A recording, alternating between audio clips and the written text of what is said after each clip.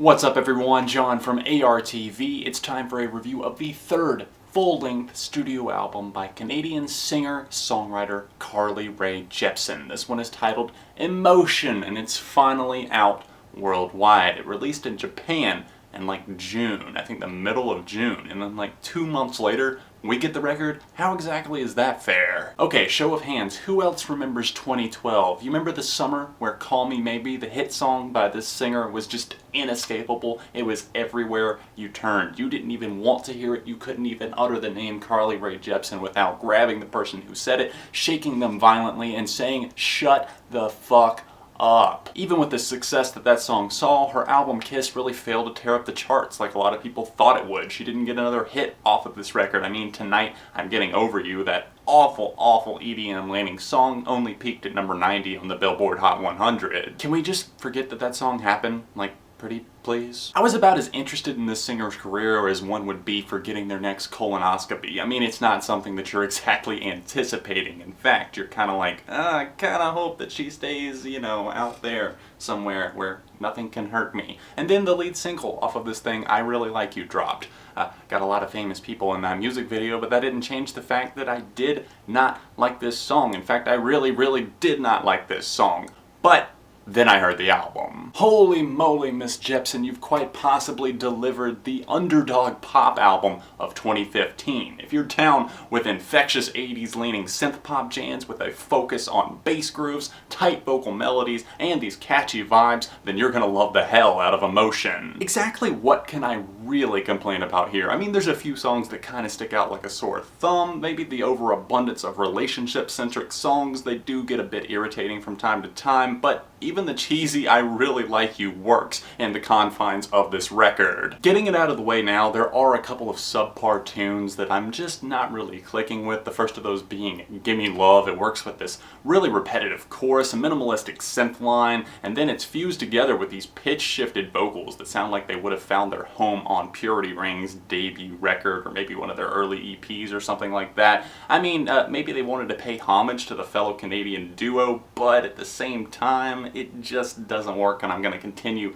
skipping right on over this one, along with Warm Blood, which pops up the next to last track on the standard edition of this record. I mean, 2 out of 12, that's not bad though, for a record that I had absolutely zero intentions of checking out. What's incredible here is the amount of times that I just find myself slipping into the groove of this music, with standouts like All That offering up this heavenly synth performance and some really spunky bass work that continuously pops up not only on this track, but really all throughout the album. The bridge on this song is one of the best parts about this record in terms of the vocal performances that Miss Carly Rae Jepsen delivers on this thing. I mean, she's in control through and through, but on this performance in particular, damn. The title track sees a clarity kind of pouring out of the singer, a realization of all these feelings and emotions that have been pent up inside of her. If you want to talk infectious, it's E.MO.TION. I mean, I dare you to deny these shimmering synthesizers, these choppy 1975-esque guitar plucks, and the monster of a chorus that rolls in. The dominance continues on Let's Get Lost, a tune that's quickly risen to the top in terms of my favorite songs on this record. I just get the biggest smile on my face while I'm listening to this thing because its simplistic nature reminds me of my childhood, just some of the records that my parents would throw on and that sort of thing. It owns those 80s influences like a pro and adds Jepsen's own little signature flares to it all throughout. Gotta love the use of the sax on this thing, along with the opening track, Run Away With Me. Talk about losing yourself to the music. Runaway refuses to back down. Bring in the brass, the snaps, and mix that with a burning synth line, and you've got one of the most compelling choruses on this record. I did a bit of a double take whenever the track Your Type started up for the first time because, I mean, am I the only one who thinks that sounds a lot like a spot-on impersonation of Miss Taylor Swift? I know I made that joke right at the beginning of this video, and I genuinely don't think that this album is like a replica or else a ripoff of 1989, but this track in particular really did seem like it was mimicking it quite closely, right down to the vocal performance. Anyways, great song once again, and I mean, so what if she sounds a little bit like the overly attached girlfriend? I mean, love makes us all a little bit crazy, right? Let the woman be in love. Even Even the somewhat silly Boy Problems wins with its crafty bass work, followed up by your new end of this summer anthem, Making the Most of the Night. But the final track that I really have to put the spotlight on, the final one that I want to discuss, is LA Hallucinations. It stands out from the rest of these songs, but I think in a good way. I mean, the synth part on this,